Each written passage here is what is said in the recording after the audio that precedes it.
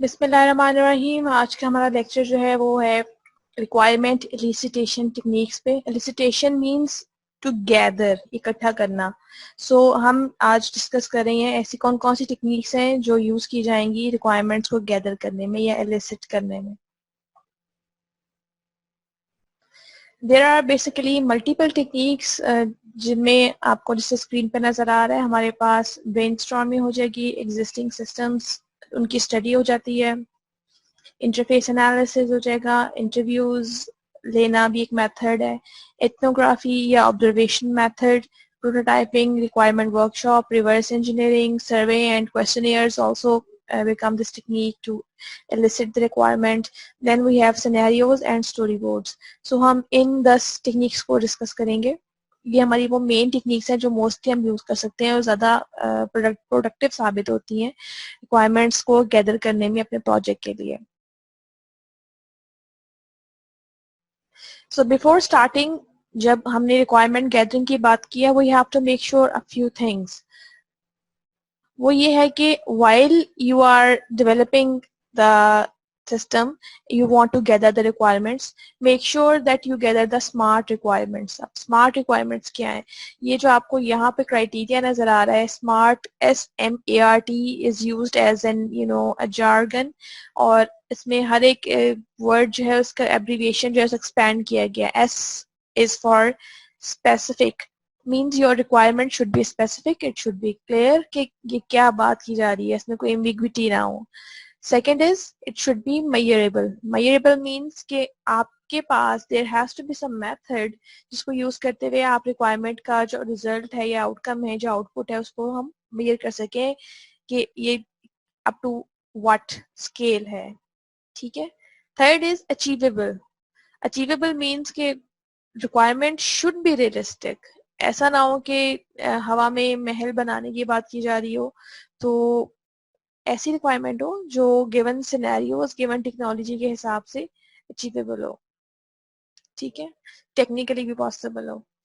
R is for realistic. Realistic means it should be reasonable. Like ऐसा ना हो कि आप जो चीज बनवाने चाह रहे हैं वो जो है वो बिलियंस का प्रोजेक्ट हो, वो उसका लेट्स से कॉस्ट ही बहुत ज्यादा हो, या उसकी जो टेक्निकल फिजिबिलिटी है वो ही इम्पॉसिबल हो, लेकिन you just want, your customer just want to have this thing. उसको रियलिस्टिक होना चाहिए. समटाइम्स टेक्नोलॉजी हर्डल बन जाती है रास्ते में, समटाइम जो है वो अमाउंट या कॉस्ट या बजट हर्डल बन जाता है रास्ते में, चीजें रियलिस्टिक नहीं रहती हैं. ठीक है. तो जिस तरह से अगर आज हमें कोई कहे कि एक सिस्टम बना दें जो कि टेलीपोर्टेशन करे, फिलहाल अभी तक की गिवन टेक्नोलॉजी के हिसाब से teleportation is not possible quite so far, so it will not be a realistic requirement. ठीक है. Last is T. T for timely. Timely means given time frame के अंदर it should be achievable. यानी time bound चीजें जो होती हैं उसमें ये है कि आपकी जो requirement है it should be there should be a certain time frame जिसके अंदर उसको हम अचीव कर सकें. मसलन हम कहेंगे जी इस रिक्वायरमेंट को हम 1 डे में कंप्लीट कर लेंगे, फ्यू आवर्स में कंप्लीट कर लेंगे, 2 डेज में कंप्लीट कर लेंगे. ऐसा कोई टाइम फ्रेम इसके साथ एसोसिएट होना चाहिए. ये ना हो कि वी डोंट नो कि ये जो रिक्वायरमेंट है ये हम पता नहीं कब कंप्लीट करेंगे बट ये हो जाएगी, अभी हमें इसका टाइम की अंदाजा नहीं है. ऐसा नहीं होना चाहिए. आपको हमें अंदाजा, ऐसी रिक्वायरमेंट ऐसी है कि उसको कुछ ना कुछ अंदाजा हो टाइम का. ठीक है. बेशक वो या रफ एस्टिमेट ही हो. If the requirements do not conform to the criteria, the business analyst must discuss this and reach agreement with the requester.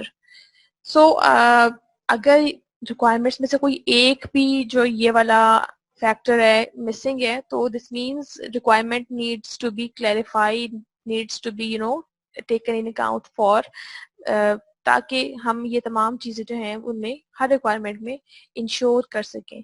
उसके लिए समटाइम आपको जो यानी जो रिक्वायरमेंट इंजीनियर है या जो बिजनेस एनालिस्ट है उसके साथ आपको डिस्कस भी करना पड़ा होता है, being a customer of yours. और आप चीज़ें क्लियर करते हैं, फिर जो कोई भी अगर फैक्टर मिसिंग होता है तो उसको हम या तो रिक्वायरमेंट को चेंज कर देते हैं, या वो फैक्टर जो है वो हमारा अगर मिसिंग होता है तो हम उसको ऐड कर लेते हैं रिक्वायरमेंट के अंदर. So let's move towards the first technique, of requirement elicitation, that is brainstorming. Brainstorming का हम वर्ड अक्सर सुनते हैं, कॉमनली यूज किया जाता है कि इस चीज को ब्रेनस्टॉर्म करें, इस चीज let's jog down our brains and find out about this things. Brainstorming ऐसी टेक्निक है जो कि जब हमारे पास एक जेनेरिक किस्म का सिनेरियो हो, उसके अंदर हमने अगर आइडियाज गेट करने हैं और डिफरेंट लोगों से गेट करने हैं, तो उसके लिए हम ब्रेनस्टॉर्मिंग यूज करते हैं। जब आपके पास कोई प्रोजेक्ट आए और you are not clear about how to proceed and what type of modules should be the part of the project, और कंफ्यूजन ज्यादा हो, तो you just can have this type of brainstorming session. उसमें क्या करते हैं, हम पूरी टीम को बिठाते हैं, अगर 4 5 या 6 या 7 जितने भी लोगों की टीम है, उसमें डेवलपर्स भी आए थे, उसमें क्यूए वाले भी आए थे, उसमें आपके रिक्वायरमेंट इंजीनियर्स भी आते हैं, सब लोग आ जाते हैं। वो तमाम आके बैठते हैं, बैठ के उसके बाद फिर डिस्कशन स्टार्ट करते हैं। डिफरेंट लोगों से डिस्कस किया जाता है कि ओके फाइन, ये सिनेरियो है, इसके अंदर what are your suggestions, what are your point of views कि हमें क्या क्या चीजें ऐड करनी चाहिए। सो आफ्टर डिस्कशन जो है वो एक जो सामने सूरत हाल आती है उसको हम डायग्राम की फॉर्म में ड्रॉ करते रहते हैं। जिस तरह से हमने हम अगर ये कहते हैं कि okay fine let's just discuss कि हमें एक सीआरएम बनाना है, तो सीआरएम बनाने के लिए हमें जो है वो कौन कौन से मॉड्यूल शामिल करने चाहिए, हमारा सिनेरियो ये वाला है। उसमें अगर हम सब लोग आपस में डिस्कस करेंगे, कोई ना कोई पर्सन जो है अपनी अपनी राय देगा, उन तमाम राय में जो वैलिड चीज़ें हैं आफ्टर जिनकी फिजिबिलिटी भी है, उनको हम ऐड करते जाएंगे। जस्ट एक डायग्राम की फॉर्म में लिखते जाएं, सर्कल शेप में, किसी भी शेप में, इसमें कोई नोटेशन होनी लाजमी नहीं है। तो वो जो डायग्राम है उसको हम आपस में लिंक करते जाएं अकॉर्डिंगली, तो हमारे पास एक चीज आ जाती है जिसे हम कहते हैं ब्रेनस्टॉर्मिंग डायग्राम। सो अगर हम नेक्स्ट मूव करें, ये आपको यहाँ पे एग्जांपल नजर आ रही है। लेट्स से हमने कहा जी, हमने दरमियान में आपको नजर आ रहा है वो सिस्टम जो हमने खुद बनाना है। हमने कहा कि कोई एक वेबसाइट है जो कोई कंपनी है, WFCU, कोई सब टाइप ऑफ यूनिवर्सिटी है या सम टाइप ऑफ ऑर्गेनाइजेशन है जो इस किस्म की प्लानिंग करना चाह रही है, उन्होंने वेबसाइट नहीं बनवानी है। तो उसके बारे में अब ये ब्रेनस्टॉर्मिंग सेशन क्या कह रहा है कि ओके फाइन, उसका एक पार्ट जो है अकाउंट्स होना चाहिए, उसका एक पार्ट जो है अब जॉइनर्स होना चाहिए, उसका एक पार्ट जो है कैरियर्स होना चाहिए, उसका एक पार्ट जो है इंटरनेट होम बैंकिंग भी होना चाहिए, उसमें अबाउट अस भी होना चाहिए। अब अगर अकाउंट्स की तरफ आ रहे हैं तो कह रहे हैं कि जी अकाउंट्स में अकाउंट का जो है सेविंग के ऑप्शन भी हो, अकाउंट्स को चेक करने के ऑप्शन भी हो, और जो डिफरेंट मनी मार्केट्स हैं उनको भी देखने के ऑप्शन हो। ठीक है, इस तरह से अगर हम लोन्स की तरफ आ रहे हैं तो कह रहे हैं कि लोन्स की फर्दर कुछ टाइप्स भी। जब आपके पास चीजें क्लियर नहीं होती हैं, आप आपस में टीम बैठती है और फिर डिस्कस करती है कि जी अच्छा इसमें ये भी हो सकता है और ये भी होना चाहिए, इसमें हम ये ऑप्शन भी डाल लेते हैं, इसको हम ऐसे भी कर लेते हैं, और उसको एक रैंडम सी डायग्राम की फॉर्म में ड्रॉ कर लेते हैं, और उनका आपस में उन चीजों का आपस में लिंक डिफाइन करते हैं, किस चीज का किस चीज के साथ लिंक है। लोन का लिंक जो है जी इस मेन वेबसाइट के सिस्टम के साथ होगा, और मे बी जो है वो आप इंटरनेट बैंकिंग को फर्दर और स्प्रेड करना चाहें, मे बी आप जो है डेबिट या क्रेडिट कार्ड की जो एप्लीकेशंस है उनको कुछ और फर्दर डिवाइड करना चाहें, ये डिपेंड करेगा। सो ब्रेनस्टॉर्मिंग की जो डायग्राम है अभी हमें ये हेल्प आउट कर रही है कि जब हमें चीजें क्लियर ना हो तो हम आपस में टीम मिलके जो है डिस्कशन कर लेती है और उस चीजों को जॉक डाउन कर लेती है। नेक्स्ट है हमारे पास जो सेकंड मेथड है, that is document analysis. Document analysis क्या है कि जो आपके एग्जिस्टिंग सिस्टम्स हैं उस टाइप के सिस्टम्स, या जिस लेट्स से आप एक ऑर्गेनाइजेशन के लिए सॉफ्टवेयर बना रहे हैं और उसका ऑलरेडी एक बना हुआ सूरत हाल, एक बना हुआ सॉफ्टवेयर है, अगर सॉफ्टवेयर भी नहीं बना हुआ तो वो ऑलरेडी मैनुअल मेथड से काम कर रहे हैं। अभी जो उनका मैनुअल मेथड है वो उनका एग्जिस्टिंग सिस्टम है, या अगर उनका कोई पुराना बना हुआ सॉफ्टवेयर है जिसको आपने अपडेट करना है या उसको देखते हुए न्यू बनाना है, तो वो उनका एग्जिस्टिंग सिस्टम है। अब डॉक्यूमेंट एनालिसिस से इसके आप जो एग्जिस्टिंग सिस्टम है उसकी डॉक्यूमेंटेशन स्टडी कर सकते हैं। जब आप जो है, और आप ये चेक कर सकते हैं कि जो गैप एनालिसिस है वो क्या है, यानी जो चीज आपने न्यू बनानी है उसमें उनको क्या रिक्वायरमेंट्स है वर्सेस जो उनकी एग्जिस्टिंग चीज है वो क्या कह रही है। So that would be gap analysis. तो गैप एनालिसिस जो है एक हमें हेल्प करेगा कि हम जो है वो नई रिक्वायरमेंट्स को क्लियरली जो है फुलफिल कर सकें और उनमें से कोई चीज मिस आउट ना करें। ठीक है. In an ideal world, we would be reviewing the requirements that drove the creation of the existing system. तो कह रहा है कि आइडियल वर्ल्ड में जो है वो बेसिकली रिव्यू कर रहे होंगे उन रिक्वायरमेंट्स को जो कि एग्जिस्टिंग सिस्टम को बनाने का रीजन थी, स्टार्टिंग पॉइंट थी. सो जब आपको चीजें क्लियर ना हो तो एग्जिस्टिंग सिस्टम की स्टडी, जो डॉक्यूमेंटेशन उस सिस्टम की बनी हुई होती है, उसको स्टडी करके भी आप रिक्वायरमेंट्स गैदर कर सकते हैं कि हमारे सिस्टम में ये फंक्शनैलिटी होनी चाहिए. नेक्स्ट आ जाएगा हमारे पास third type of the technique is that is focus group. Focus group क्या होता है? कुछ लोग का ग्रुप मिलके बैठता है और जिसमें से कुछ जो है वो यूजर रिप्रेजेंटेटिव होते हैं, कुछ जो है वो कस्टमर रिप्रेजेंटेटिव होते हैं और प्रोडक्ट की फीडबैक लेते हैं. फीडबैक लेते हैं कि जो चीज़ आप बनाए जा रहे हैं उसमें क्या होना चाहिए, किस तरह की अपॉर्चुनिटीज होनी चाहिए, उनकी नीड्स क्या होनी चाहिए, उनकी प्रॉब्लम, उनकी करंटली उनकी प्रॉब्लम क्या है, वो सब चीज़ें क्या होंगी. और इसके अलावा ये भी देखते हैं कि वैलिडेशन किस तरह से की जाएगी और ये सब कुछ. दो ग्रुप्स मिलके, मतलब दो ग्रुप्स मीन्स कि एक कस्टमर का ग्रुप बैठ जाता है और एक यूजर का ग्रुप बैठ, आपस में क्वेश्चंस करके और डिस्कशन करके फीडबैक लेते हैं चीज़ों के बारे में और अब जो प्रोडक्ट जो उन्होंने बनानी है. ये एक किस्म की मार्केट रिसर्च भी होती है. ये डिस्टिंक्ट है ब्रेनस्टॉर्मिंग से बिकॉज इसमें हमारे पास जो प्रोसेस है वो मैनेज्ड होता है, यानी एक रैंडम प्रोसेस नहीं है, जेनेरिक वे में प्रोसेस हम नहीं चला रहे हैं, ये हम इसको मैनेज फॉर्म में काम कर रहे हैं. ठीक है. नेक्स्ट हमारे पास है interface analysis. Interface analysis means कि आप जो सॉफ्टवेयर प्रोडक्ट उससे रेलेवेंट बनी हुई है उनको, या कोई अगर हार्डवेयर की हम बात कर रहे हैं, उनका जो इंटरफेस बना हुआ है, यूजर इंटरफेस बना हुआ है जिसकी मदद से यूज किया जा रहा है, उसको देखते हुए, ऑब्जर्व करते हुए आप एनालिसिस कर सकते हैं कि अच्छा जी इस किस्म के सिस्टम में ये फंक्शनैलिटीज है तो इसको इस तरह से यूज किया जा सकता है. तो अगर हम अपना सिस्टम बनाएंगे तो उसमें क्या फंक्शंस या क्या फीचर्स होने चाहिए. तो समटाइम लेट्स से आपके पास एक प्रोजेक्ट आया है कि इसमें ऑनलाइन वीडियो स्ट्रीमिंग की कोई वेबसाइट आपको बनानी है. उसके लिए जो ऑलरेडी ऑनलाइन वीडियो स्ट्रीमिंग की वेबसाइट्स हैं, आप उनको देख सकते हैं कि उनका इंटरफेस कैसा है. लेट्स से आपके पास एक वेबसाइट आई है जिसके अंदर जो है वो आपने किसी स्पेसिफिक किस्म के सिनेमा के लिए वेबसाइट बनानी है जिसमें मूवीज वगैरह की इंफॉर्मेशन और वो सब टाइमिंग्स वगैरह हो. अब आपके पास जो ऑलरेडी एग्जिस्टिंग सिनेमाज हैं उनकी वेबसाइट्स मौजूद हैं, आप उनको व्यू कर सकते हैं कि उनका इंटरफेस क्या है, उसमें क्या मॉड्यूल्स यूज हो रहे हैं, उसमें क्या क्या फीचर्स डाले हुए हैं, ताकि आपको एक स्टार्टिंग पॉइंट मिल जाए और आप जो है उसे आगे शुरू करें. So this is interface analysis कि आप जो एग्जिस्टिंग सिस्टम है उनका इंटरफेस को व्यू करते हैं, देखते हैं और फिर उसके अकॉर्डिंगली एनालिसिस करके अपना सिस्टम जो है उसमें वो एडिशनल फंक्शनैलिटी भी चाहे तो ऐड कर सकते हैं अगर जरूरत हो. अदरवाइज आप जो है वो उन्हीं फंक्शनैलिटीज को थोड़ा चेंज करके या जो प्रॉब्लम्स हैं उनको मैनेज करके काम शुरू करते हैं. तो this was fourth was interface analysis. Fifth is interview. Interview is the most common technique, यानी एक टीम जो है वो आपकी चल जाती है, इसमें दो दो लोग हो सकते हैं, सिंगल पर्सन भी हो सकता है डेवलपर टीम का, और कस्टमर्स को या स्टेक होल्डर्स को बिठा के उनसे इंटरव्यूज लिए जाते हैं, उनसे रिक्वायरमेंट्स के बारे में पूछा जाता है कि आपकी जो सिस्टम, जो नया सिस्टम हम बनाने जा रहे हैं उसको लेके आपकी क्या रिक्वायरमेंट्स हैं.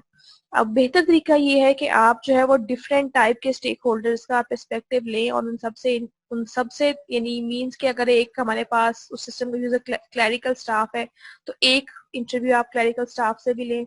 अगर उस सिस्टम का यूजर जो है वो एक टीचर है तो एक इंटरव्यू जो है वो टीचर से भी हुआ हो. अगर उस सिस्टम का यूजर एक स्टूडेंट भी है तो किसी एक या दो स्टूडेंट से भी इंटरव्यू लिया जाए ताकि आपने हर एंगल से और हर पर्सपेक्टिव से जो है वो रिक्वायरमेंट्स हैं वो गैदर की हो. सो आप जस्ट क्वेश्चन पूछते हैं, उन क्वेश्चंस के जब आंसर मिलते हैं आपको तो आपके पास रिक्वायरमेंट्स आ रही होती हैं. इसमें अभी कहा जाता है कि जो पर्सन इंटरव्यू ले रहा है उसके पास अच्छा लिसनिंग स्किल हो. सुनना, सुकून से बैठ के सुनना भी एक स्किल होता है. Not every person can listen. अक्सर जो है हमारे माइंड में अपने क्वेश्चंस आ रहे होते हैं and we start asking those questions and interrupt the person who is answering you. So interview में कोशिश ये की जाती है कि आप खुद कम बोलें, just questions, right questions put in करें ताकि जब उनके आंसर्स मिले आपको कस्टमर से तो आपको कस्टमर का व्यू जो है वो क्लियर हो जाए. ठीक है. इंटरव्यू में एक चीज जो इम्पोर्टेंट है, हम इंटरव्यू एक फॉर्मल किस्म की टेक्निक है. आप इंटरव्यू कंडक्ट करने से पहले आप कॉल करते हैं या ईमेल करते हैं, कांटेक्ट या कम्युनिकेट करते हैं अपने कस्टमर से जिससे आपने इंटरव्यू लेना है, उसे टाइम और डेट और वेन्यू सेट करते हैं। उसके बाद आप क्वेश्चंस प्रिपेयर करते हैं कि what questions you will ask to get the requirements, यानी you have to be prepared to conduct the interview and you go prepared. आपके पास कोई ना कोई रिकॉर्डिंग मशीन हो, आपके पास कोई ना कोई जो है वो पेन पेपर हो जिसमें आप चीजें रिकॉर्ड कर रहे होंगे, ताकि आप जो तमाम रिक्वायरमेंट्स उनको क्लियरली राइट डाउन कर सकें या अंडरस्टैंड कर सकें और कोई चीज मिस ना हो। ठीक है, तो एक फॉर्मल टेक्निक है। Next we have ethnography. Ethnography और द ऑब्जर्वेशन मेथड सेज के समटाइम आप जो है वो किसी ऑर्गेनाइजेशन में जाके चीजों को व्यू करते हैं। समटाइम हमारे पास इस तरह की सूरत हाल होती है, we don't have time to take interviews, या जो कस्टमर है, कस्टमर इज बिजी, कोई बड़ी कंपनी उसका सीईओ ही says we don't have time to explain you how things work. तो उस सूरत हाल में आप ये कर सकते हैं, you just go into the organisation and you just passively observe. Passively observe means के ज्यादा लोगों से पंगे नहीं लेने, उनसे पूछना नहीं है, सवाल जब ज्यादा नहीं करने हैं। कोशिश ये करनी है कि अपनी ऑब्जर्वेशन से चीजों को देखिए कि हाल कौन किस तरह से काम कर रहा है, जो है वो कौन कौन से ऑपरेशन जो है वो किस किस तरह से परफॉर्म हो रहे हैं, उनको देख के फिर अपनी रिक्वायरमेंट्स में आप एंट्री लिखते हैं। That is called the ethnography method, you need the method by observation. Next is prototyping. Prototyping क्या होता है, हमने अपने उसमें मॉडल में भी देखा था। एक हमारे पास जो सिस्टम है जो कि पार्शली कंप्लीट है, उसको हम उसमें कुछ फंक्शनैलिटी डाल के कस्टमर को दिखा देते हैं। कस्टमर के पास रनिंग फॉर्म में सिस्टम आ जाता है, वो उसको यूज करता है। उस फंक्शनैलिटी में उसको कोई इतराज है, कुछ और चीजें ऐड करनी है, तो वो आपसे आपको उस सिस्टम को, इनकम्प्लीट सिस्टम को देखते हुए अपनी फीडबैक दे देता है। तो प्रोटोटाइपिंग एक अच्छी एग्जांपल हो सकती है, एक अच्छा मेथड हो सकता है जब कस्टमर को भी समझना है कि मैंने कैसे बताना है कि रिक्वायरमेंट्स क्या है, तो प्रोटोटाइप्स जो है वो ज्यादा बेटर ऑप्शन हो सकती है। ठीक है, prototypes are mostly efficiently done with the quick sketches of the interfaces and storyboards. They are even being used as official requirements in some situations. कि sometimes जो है आपको there is no other good method जो आपको requirements explain कर सके, तो prototyping जो है वो आप जल्दी से एक दो प्रोटोटाइप रेडी कर दें सिस्टम के, तो कस्टमर को दिखाते हैं, कस्टमर अपना फीडबैक देता है उसके ऊपर, उससे आपको रिक्वायरमेंट्स मिल जाती हैं फर्दर। रिक्वायरमेंट्स वर्कशॉप आप करवा सकते हैं, it's also called joint application design session. अब ये मोस्ट फॉर्मल मेथड है, इसके अंदर बाकायदा एक जैसे वर्कशॉप ऑर्गेनाइज की जाती है, आपके तमाम स्टेक होल्डर्स को इनवाइट किया जाता है, टाइम फिक्स किया जाता है, आपकी तमाम डेवलपर टीम जाएगी, सिर्फ सॉफ्ट रिक्वायरमेंट इंजीनियर नहीं जाएगा, सिस्टम आर्किटेक्ट नहीं जाएगा, जितनी भी डेवलपमेंट टीम है आपकी, जिस जिस पूरी टीम ने सिस्टम डेवलप करना है, वो सबके सब लोग जाएंगे, at least one of each.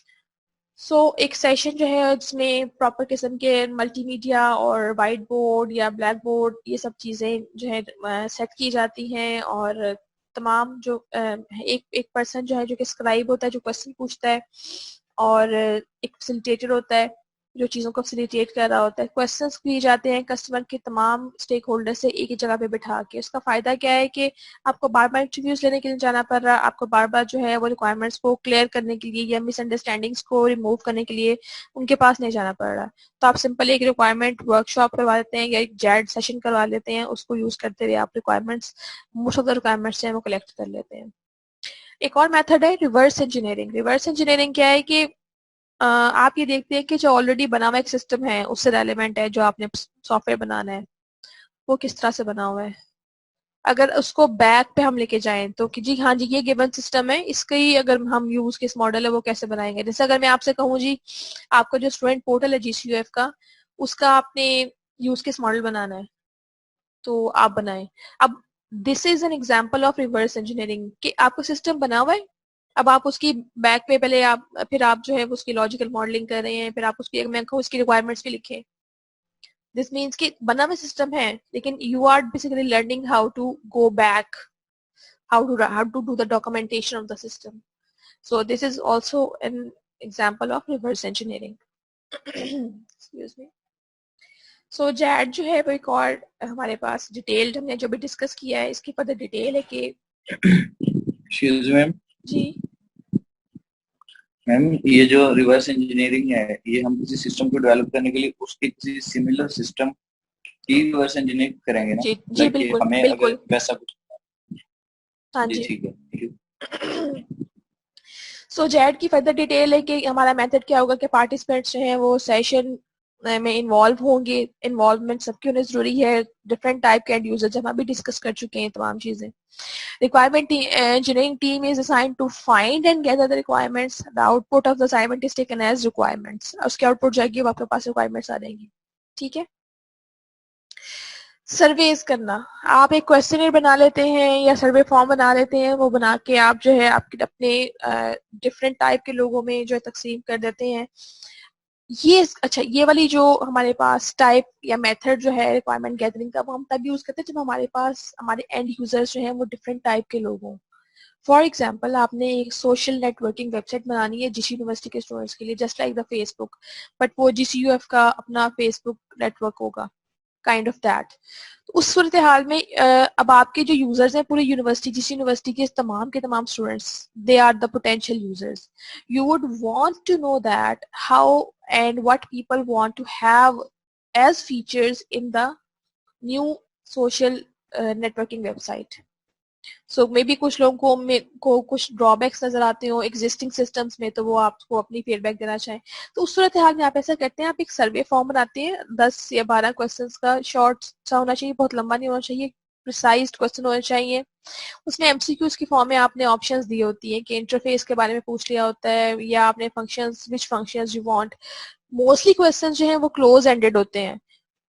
Close ended questions क्या होते हैं, जिसमें आपके पास एग्री, स्ट्रांगली एग्री, डिसएग्री, या जो है वो ऑप्शंस आ रही होती हैं इन द फॉर्म ऑफ कि what you think is missing. Do you feel के there is a problem in the speed, or do you feel that there is a problem in the interface is difficult to use, or do you feel there is a problem in limited functionality. तो आपने options दे दी होती है, customer ने given options में से कोई ना कोई एक चीज चूज करनी होती है। ये होते हैं क्लोज एंडेड क्वेश्चंस। या इसमें एक और भी आ सकते हैं कि जी जिसमें हम एग्री, स्ट्रांगली एग्री, डिसएग्री वाले क्वेश्चंस पूछ लेते हैं। तो ओपन एंडेड क्या होते हैं, जिसमें आप कस्टमर से कहते हैं कि what new functions you want.